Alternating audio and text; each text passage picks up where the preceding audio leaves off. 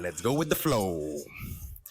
I'm here with Georges Saint-Pierre, and today I'm gonna challenge him in a bare knuckle fight to see if I'm capable to survive one round with George.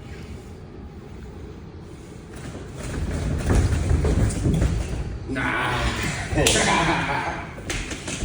So, George, you have something to show me? Yeah, there's a lot of stuff I want to show you, but first, when you get your opponent close to the fence, you want to set him a trap, because you make him back up to the fence, but you never want to attack him in front in a straight line. So you always want to be outside of the center line. So what do I do is, I create a fake to make him move. So if I go this way, logically you will go this way because I'm cutting gas, because I give you the space. And if I go on the other side, you will go, yes, exactly. So following the same idea, it gives me different options. So if let's say I cut the road here, and you come in close to me, okay? Let's say you cut close to me to get back in the center, you give me the opportunity to go with a back fist. Same thing. If I do it the other side, back fist. Sometimes your opponent will run away a little bit, so he's not going to come close to you, he's going to be closer to the fence. So when I do that, now that forces me to attack with a longer weapon. I will use my legs, right? Same thing if I go on the other side, I fake, go flat if you're, really like close to the fence. So if I'm coming here, you go far away, you force me to step. Okay. If I'm going the other side, far away, you force me to step in to use my long weapon. Want to try? So let's say you set me a trap, and I cut close. I cut close. So that step, then I kick? Yeah, no. If I'm close, use your arms. Yeah, sure. If I'm far, you use your legs. So if this time close, yes. And one thing you want to do is, when you set the trap, lift your arm. Lift your arm to make me see the trap. Okay, so. Yeah, exactly. This is if I'm close. Now you go on the other side. Yes, and you use the momentum to spin, so it gives you more power. So now if I'm far away, step into me, yes! Same fake. I'm running away, step into me, use your leg, exactly. It's a good setup. Yeah. And it's very deceptive. Your opponent rarely see it, because it's not a usual pattern that they used to see. But I learned that in karate, and it works very well. Got it from the champ. Thank you. All right, George. So we know you have at least a jiu-jitsu black belt. How many black belts that you have in all those martial arts? I have an Kyokushin karate, I have a Shidokan karate, I have a Japanese jiu-jitsu, and I have in a Brazilian jiu-jitsu. So I also do a lot of wrestling, boxing. I competed in boxing too, and amateur boxing, and what else? Yeah, that's it. What was a week for you to be sure and prepare for your fight when you were a professional MMA fighter?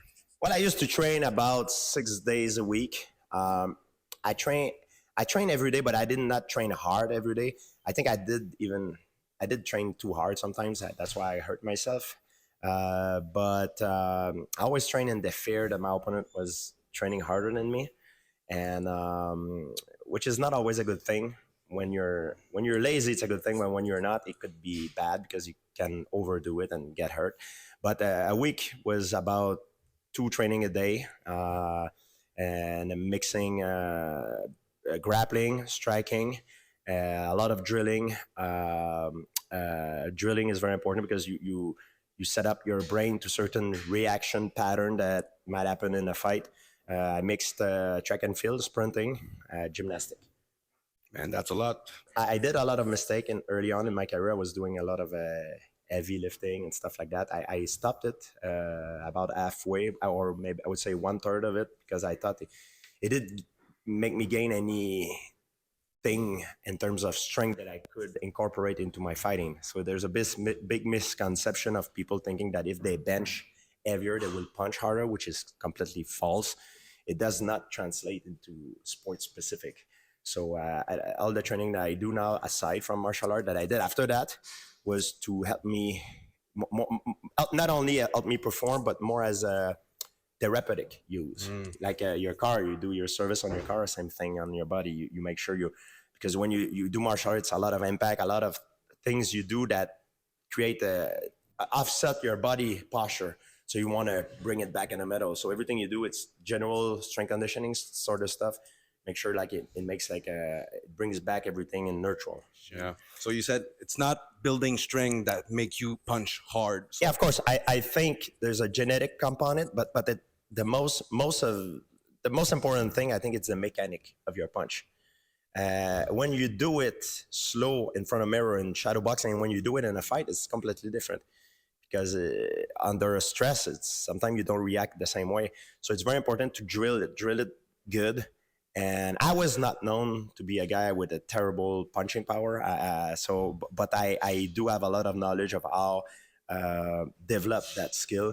And you have to, when you first start training, it's important that you start drilling the mechanic of the punch or the kick or of your strike good. Because if you don't do it good in the beginning and then you learn it with certain bad habit, you need to undo these habits before you get it good. So it's even more complicated. So it's important to learn it good in the beginning. The mechanic is the most important thing. Then I would say timing and precision. Power is just the cherry on top. You know, you don't need that much power to knock out someone. You just need a good mechanic, timing, and precision. The power will come. You don't need that much power. Doesn't need a bazooka to kill a fly, you know?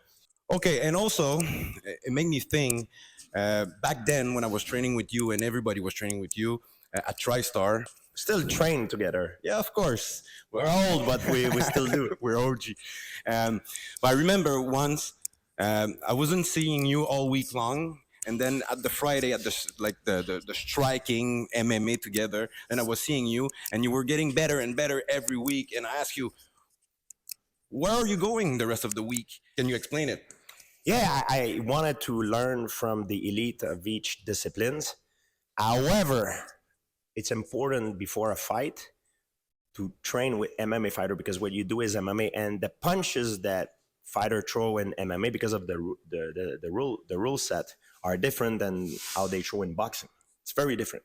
So if you don't get yourself used to that pattern, you might get knocked out. Or same thing in wrestling, because wrestling for MMA and wrestling in pure Olympic wrestling style, it's very different. The setup is different. Same thing in striking and grappling are completely two different sports. They're very specialized when you take them apart by themselves, whether it's boxing, Muay Thai, karate, or jiu-jitsu, wrestling, judo. But when you mix it all together, it becomes a sport on its own. So it's important to do it separately to improve your skills.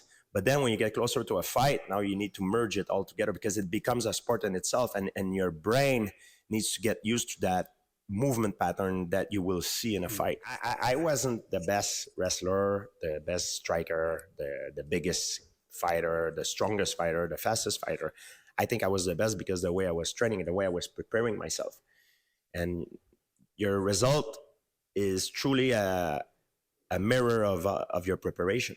You know, it's very important. And people think, oh, I need to train hard. Train hard it's important, but train smart, it's even more important. That's the most important thing. So a lot of people, they train hard, but they don't train smart. So it's important you mix it all together well. What makes the difference is the things that you do every day, the mundane things that you do every day. Every day is important. Every second, every minute count, every hour count, days to make you better. It's not tomorrow. It's not during your training camp. It's what you do now that matters. And it's not only in mixed martial arts and everything in life. Whatever you're a doctor or whatever you do, any specialty, you want to make sure that everything you do, it makes you improve on a small scale. But when you look at the big picture, you see a big leap because that's because of what you do every day. All right. Like I said earlier, you're surrounded by specialists, and I know you're doing it. Can you explain us why are you doing some fasting, and what's the difference between fasting with food and fasting, water fasting? The reason why I put these control stress on my body is because I believe if you live always in comfort, your clock ticks faster. I read a lot of literature on it, and the evidence show that if you stay in comfort, your clock will tick faster. So that means if you eat every time you're hungry, if you stay in your comfort zone, you don't work out, you will age faster. So that's why I work out. I put myself in an uncomfortable place sometimes. I mean, every day. I think it's important for me to sweat, to work my muscles, and I really enjoyed it. It provided me with a release of dopamine. Same thing. The reason why I do my ice bath, I get myself into a very uncomfortable place. It helps my body to. I create hormesis. It's a controlled stress on my body that produce something good. It help me produce dopamine, make me feels good. It's very therapeutic. Also increase my adrenaline and my testosterone. Same thing with fasting. When I fast for a certain period of time, it's hard. It's very uncomfortable. But what I gain from it, the benefit I gain from it are huge. It's very therapeutic. It makes me appreciate the little pleasure of life. Also, it cleans up my body because I'm in autophagy, so it burns all my bad cells, my fat, and it's very worth it, and that's why I do it. It's very worth to investigate on that. I don't think we're made as a species to fed ourselves 5 times a day, to snack in between meals and stuff. Or I don't see any other animals that do that. Maybe it's because they can't, but I think that if you do that every day for over many years, you age faster. And what about the water fasting? Is the same thing? Yeah, water fast is. I mean, there's different type of fast. There's a time restricted eating. When let's say you tell yourself you only consume all your calorie on a period of 8 hours or 10 hours in a day, and the rest you only drink water. This is time restricted eating. But there's also prolonged fasting, like when I do a 72 hours fast. It's a water fast. I don't eat any calories or eat or drink any calories for 3 days, and it gets my body into autophagy. So my body does not have any calorie to burn, and I still train. So what it does, it burns itself, So it's very uncomfortable. But at the end, when I eat, when I'm at the table with my friend, and even if we eat the same thing, I always tell them my meal tastes better than all of yours. It's very therapeutic, and the benefits are huge. It's very, very worth investigating. There's a lot of good literature on it, and it makes me feel great. It must increase the flavor after a couple of days. It's unbelievable. The longest fast I've done, it's 5 days. But I had a hard time sleeping when I did it, and I was training. So I stopped. I wanted to push myself to the limit. I could probably go over 5 days, but the thing is, it was detrimental maybe. So I did 5 days. I wanted to see what it feels like to not eat for a long period of time. And yeah, I mean, it's an experience of life. It's really worth it. But first, before you do anything like this, ask your doctor. It's very important. Okay, so you wouldn't be my doctor, eh? No, I'm not a doctor. So you need to ask. People have certain conditions sometimes. So you need to make sure you're good to go. All right, so good to know. So, what would be your best striking move? It always depends who I'm going up against and what opportunity I have. But people like to see me do the Superman punch. The Superman punch. What would be the worst striking technique you get against you that you don't like to get hit with? It's a good question. I would say a kick to the head is probably the worst thing because their legs are much stronger than your arm. So I would not want to be kicked in the head. Unfortunately, I got kicked in the head in one of my fights against Carlos Condit. I fell on my butt. I woke up. I was on the ground, but I was able to survive and win the fight. But I was a little bit lucky on that. You don't want to be kicked in the head. It's a very bad thing to do. Yeah, I remember that fight. Yeah. What would be your best jiu-jitsu move that you like to do in the submission? I like the Kimura. I like the Adaka Jimmy, which is a choke. I think Adaka Jimmy, it's a choke that I finish a lot of my opponent with. Okay.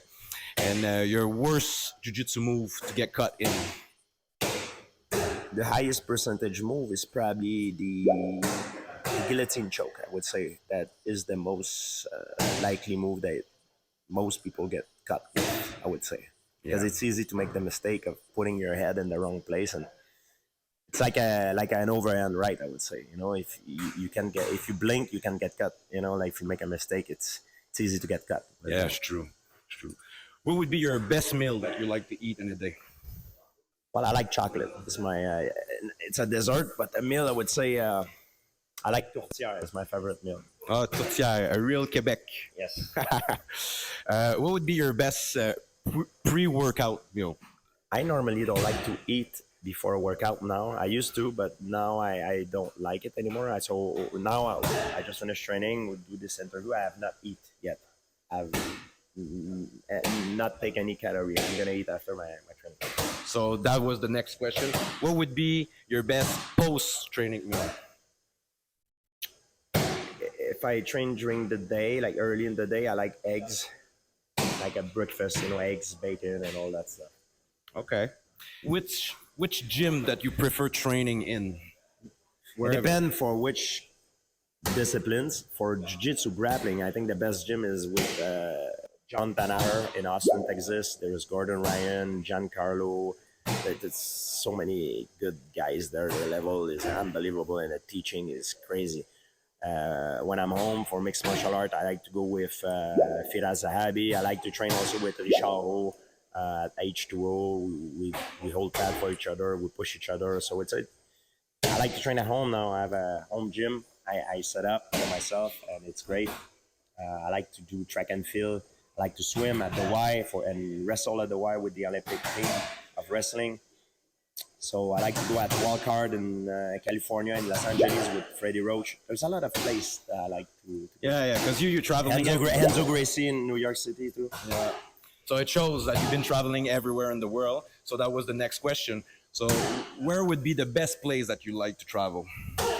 The more I get old, the better I like to stay home. I used to love to travel. I used to find any excuse to get out, but now I like to stay home a lot. But if I have a choice to go on vacation, like for just a good restaurant lifestyle, I like to go at the beach. So I like to go in Miami, Florida. If I like for architecture, I like to go in France. If I like to go for knowledge, I love paleontology. I like to go on dinosaur digs. Patagonia, Argentina was amazing. I went also archaeology. I like to go to Egypt, the pyramid. I went also in Baalbek, Lebanon, and now I'm planning to go in Peru, Machu Picchu. Sacsayhuaman, Machu Picchu, I would love to go. All right, so it brings me to telling you the secret, guys. The secret is work ethic is the key to success. Boom. All right, guys, if you did like that video, please subscribe, like, comment, and also you could share.